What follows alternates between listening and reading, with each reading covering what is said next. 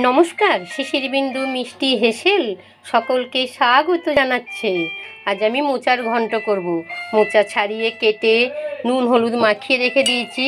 এখানে আমি একটু চটকে আর একটু সিদ্ধ করতে দেবো। 15-20 মিনিট ভিজিয়ে রেখেছিলাম। এখানে একটু 5 মিনিট ফুটিয়ে নেবো। ঢাকা দিলাম, জলটা ছেঁকে ফেলে দেবো। জিরে তেজপাতা দিয়েছি, আলুটা দিয়ে দিই। ধনে জিরে গুঁড়ো, নুন, আদা, কাঁচা লঙ্কা, হলুদ, চিনি দেবো। গোবিন্দভোগ চাল ধুয়ে রেখেছি, এটা দিয়ে তেলের মধ্যে নেড়ে নেবো।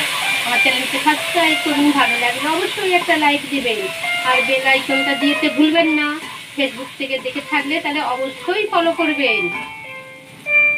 মশলাটা দিয়ে কষিয়ে নেবো, কিশমিশটা দিয়ে দেবো, চিনি দিয়েছি, গ্যাস কমিয়ে 2 মিনিট ঢাকা দিচ্ছি। ঠান্ডা হয়ে গেছে, ভালো করে চটকে নেবো। এই গোবিন্দভোগের চাল রেখে এই মোচাটা করে খেয়ে দেখবেন, খুব অপূর্ব লাগে। আমাকে আমার একটা মাসিমা শিখিয়েছিল, তার থেকে আমি শিখেছি। আমার খেতে ভীষণ ভালো লাগে, সেজন্য তো আপনাদের সঙ্গে শেয়ার করছি। আপনারাও বাড়িতে বানিয়ে ফেলুন। হ্যাঁ, ভীষণ ভালো লাগে খেতে।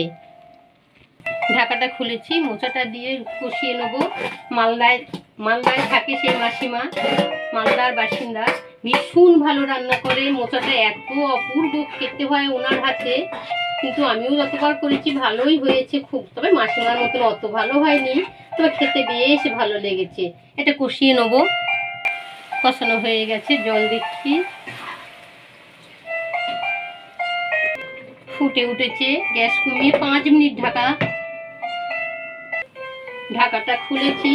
চালটা সিদ্ধ হয়ে গেছে, একটু একটু নাড়াচাড়া করে টাইট করে নেবো। আমার এটা হয়েও গেছে, চালটা সিদ্ধ হয়ে গেছে। এটা কাঁঠালি কলার মোচা, ভীষণ ভালো হয় খেতে, বেশ সুন্দর গন্ধটাও বেরিয়েছে ভালো। গরম মশলা দিয়েছি, ঘি দিয়ে দিচ্ছি। ধন্যবাদ।